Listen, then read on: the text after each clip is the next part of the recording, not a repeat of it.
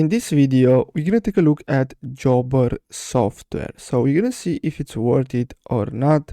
Now, I made a list with different pros and cons, so we're gonna take a look at that list. So we're gonna start with the pros.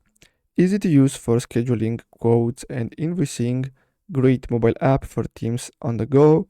Helpful support and solid QuickBooks integration. Good for small to mid-sized service businesses.